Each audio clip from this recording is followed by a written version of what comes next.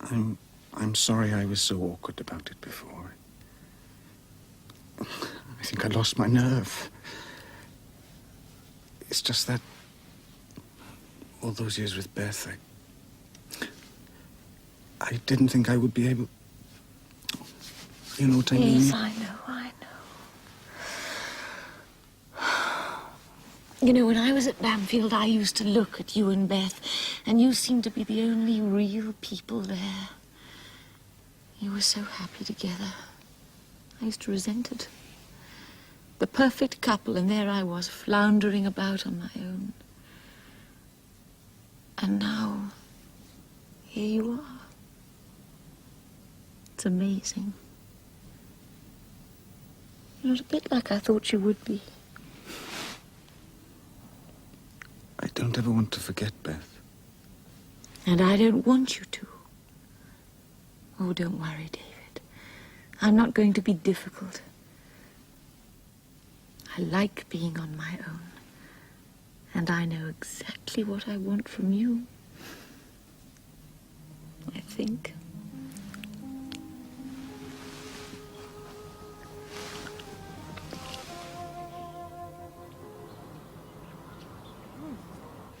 Cold coffee's all right, you know, once you acquire the taste for it.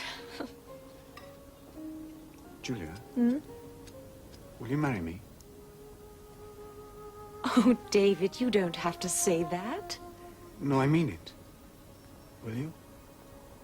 No, of course not. Oh. Why not?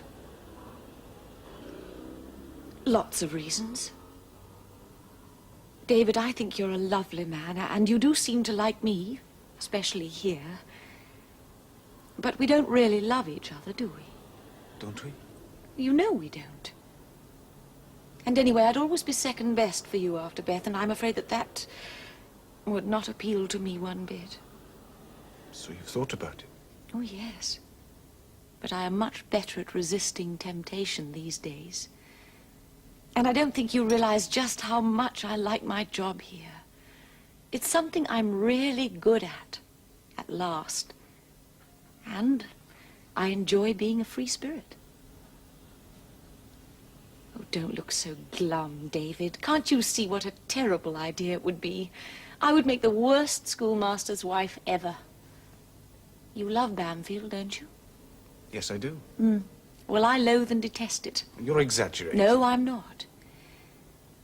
David, you will make a most marvelous headmaster if they have the sense to give you the job, but can you honestly imagine me there, in a pair of little white gloves, shaking hands with the bishop on Founder's Day? Yes, I can. Well, you've got a far more vivid imagination than I have. Oh, but thank you, David. Thank you very, very much for asking me. Well, I'm not going to give up that easily.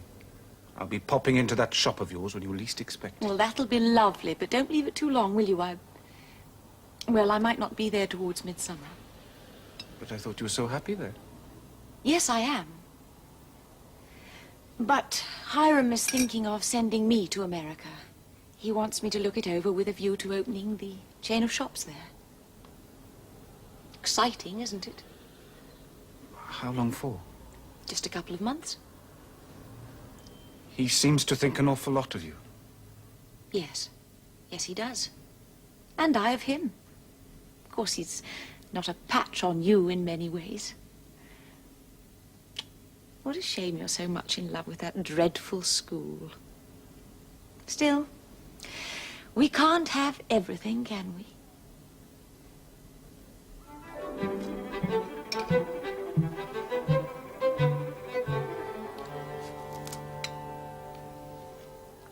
Extraordinary clergyman's in the news again, Mr. Alcock. I beg your pardon, Mrs. Harris. Hey, where are my shoes? Oh, it's all right, I found them. Oh, that nice little man who was defrocked last summer. He's proposing to preach sermons in a bathing suit on the pier now. Perhaps we could go for the day. I'm afraid I did not follow the case. Oh, bacon, what an ambrosial smell. Some go for honeysuckle and roses, but it's fried bacon for me every time. Good morning, Alcock. Sleep well? Thank you, yes, Mr. Harris. Good, good, good. We haven't got got time for breakfast, Algy? You're late already. Oh, Ellie, please. Think of the long hours of boredom ahead of us. Look at the time. Must be fast. No? Did you get your bacon and eggs, Alcock? I've had quite sufficient, thank you, Mr. Harris.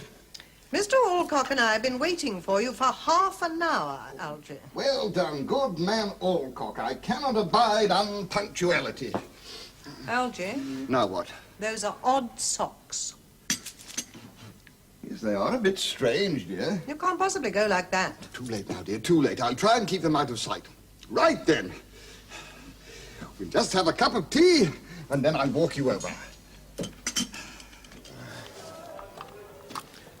So, back from the flesh pots and ready for the fray, are we? I do hope the excitement of the British Museum reading room didn't prove too much for you. I didn't actually manage to get round to going there. Excellent. I thought I discerned a sort of glow about you. Do you think he glows, Barnaby? Yes, indeed. You'll dazzle a BJ with your gleaming collar, if not with your eloquence.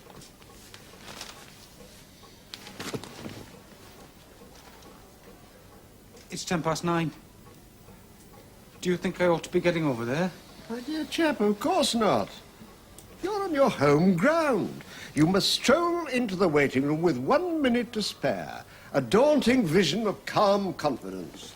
Kindly nod to the other candidates, a jovial greeting to the bursar, then out with your crossword, which you complete in 10 minutes. Doesn't matter what you write, so long as they see you filling in all the spaces. Have you seen Carter? Bag of nerves. Trembling like a leaf.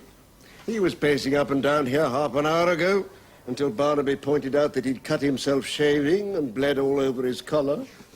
Then with a great howl of anguish, he fled back to his house to change and hasn't been seen since. Poor chap.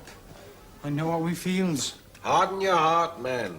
They appoint Carter. We'll all have to leave the sinking ship. I'm certainly too old to serve in his private army. I wish I knew what they were going to ask us. Oh, I should think it'd be pretty routine for you and Carter. They know you well enough, you'll be judged on your records. It's the outsiders they'll be interested in, Pettigrew and Alcock. Have they arrived yet? They both stayed overnight. I took Pettigrew over this morning. Poor fellow's in a dreadful state of confusion. Absolute no-hoper, I'd say. Alcock stayed with Algy Harris. I guess their evening was rather less than uproarious. Very cold fish, that was my impression. Perhaps a stuffed pike. Oh, God, I wish it was all over. Courage, mon brave. In an hour or two it will be. Ah, Carter. Staunched the flow, I see. Yes.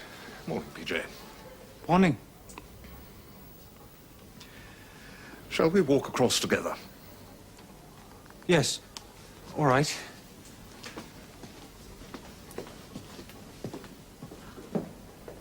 Well,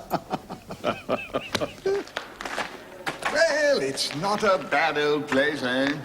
Bit the worse for wear here and there, but then which of us isn't, eh?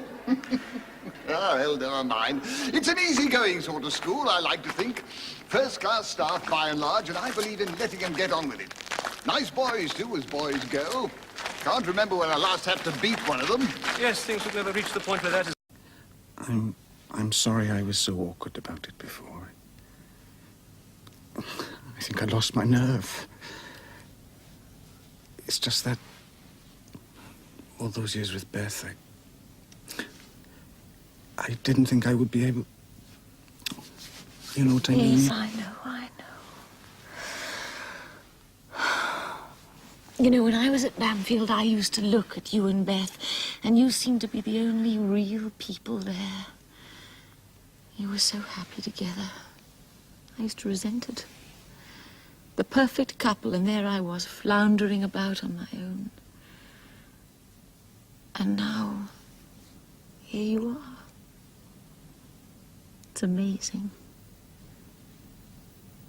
You're not a bit like I thought you would be. I don't ever want to forget, Beth. And I don't want you to. Oh, don't worry, David. I'm not going to be difficult. I like being on my own. And I know exactly what I want from you. I think.